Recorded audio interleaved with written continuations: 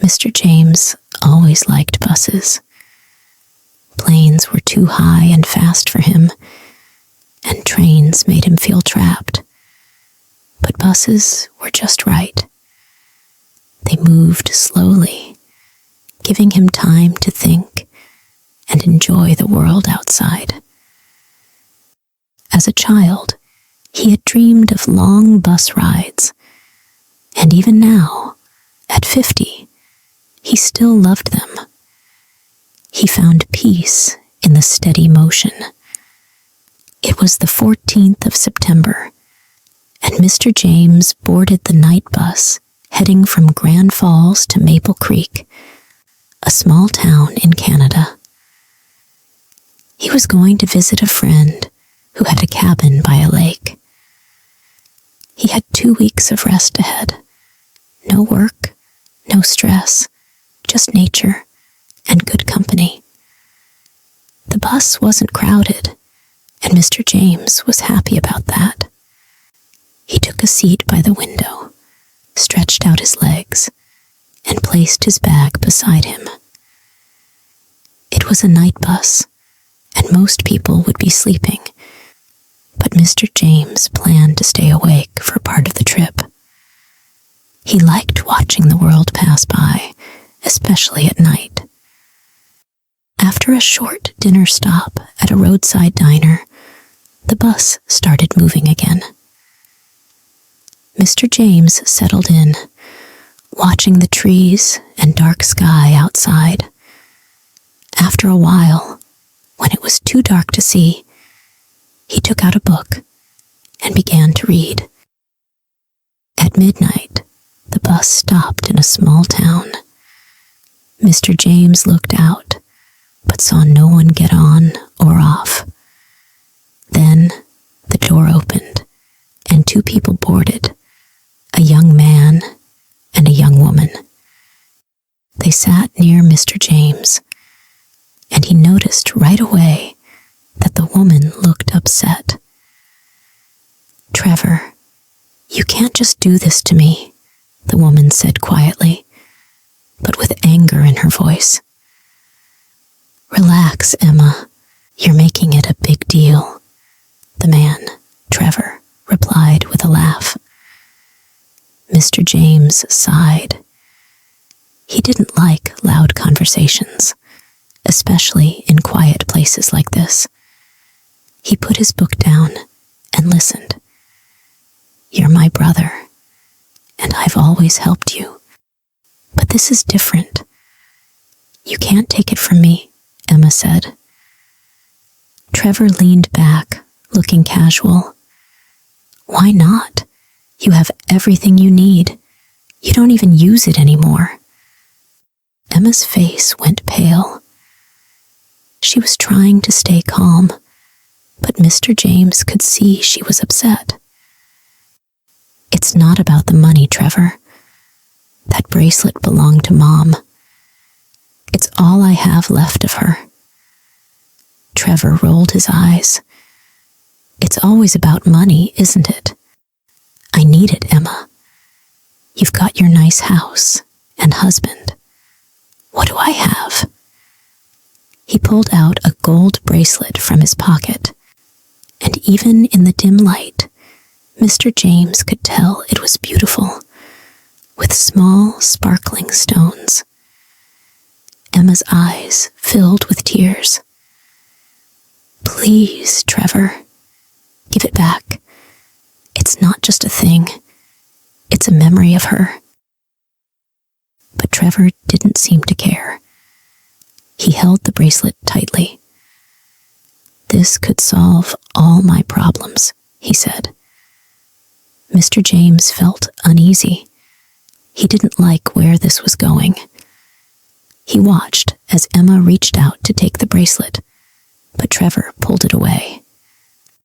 "Help me this once," Trevor said. "You have enough."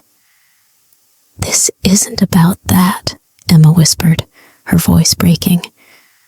"Mom would never have wanted this." Trevor shrugged. "She's gone, Emma. You have to move on." Suddenly, Emma's hand slipped into her coat, and when she pulled it out, she was holding a small knife. Her hand was shaking, and tears were streaming down her face. "Give it back," she said, her voice trembling. "I won't let you take it." Trevor froze, his eyes wide. "Emma, put that away. What are you doing?" Emma didn't move. Her face was pale, and her hand was unsteady, but her eyes showed she was serious. "I need it back." The bus hit a bump in the road, and Emma lost her balance slightly. The knife fell to the floor with a clatter. Everyone stared at it for a moment, and the air was thick with tension. Trevor let out a shaky breath. "You wouldn't hurt me, Emma. Just stop." Emma bent down to pick up the knife, her face filled with regret.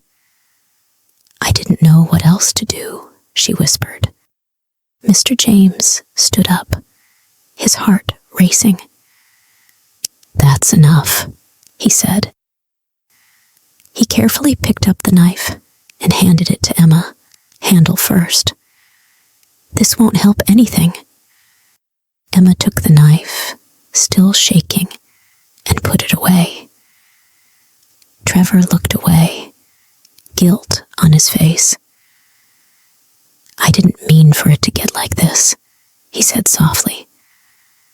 Emma wiped her tears, unable to speak. The bus continued its journey, but the atmosphere was heavy with emotion. No one said anything for a long time.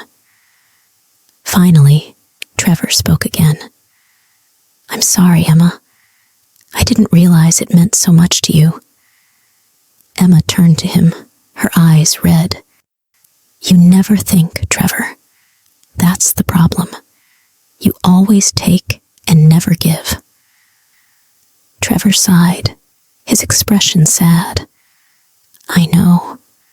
I've messed up a lot, but I didn't mean to hurt you." For a moment, there was silence.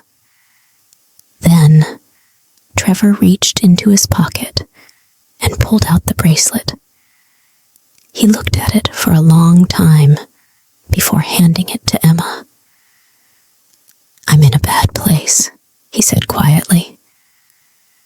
"I didn't know what else to do." Emma took the bracelet, her hands no longer shaking. "You don't have to steal from me to fix things. We can figure this out together." Trevor's face softened, and for the first time, Mr. James saw a flicker of hope in his eyes. "Do you think I can turn things around?" Emma nodded. "I know you can, but you have to want to." Trevor smiled weakly. "Thanks, Emma. I don't deserve your help, but thank you." Emma reached out and squeezed his arm. "You're my brother. We'll get through this." Mr. James watched the exchange and felt a sense of relief. The tension had eased, and it seemed like things were going to be okay. As the night wore on, Mr. James dozed off, only to wake up as the bus neared Maple Creek. The first light of dawn was peeking over the horizon, and the dark night was giving way to a soft, peaceful morning. When the bus pulled into the town, Mr. James gathered his things and stood up. Before leaving, he turned to Trevor and Emma. "I hope things work out for you both," he said with a kind smile.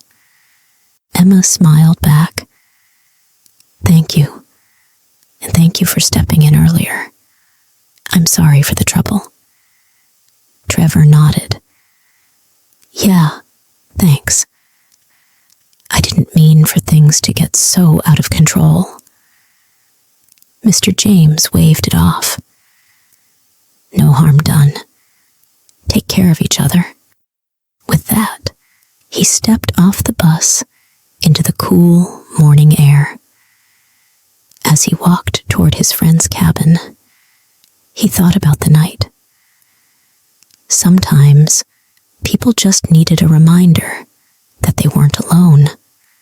Life could be tough, but with support and a little understanding, things could get better. Smiling to himself, Mr. James continued down the road, the sun rising behind him, lighting up the new day.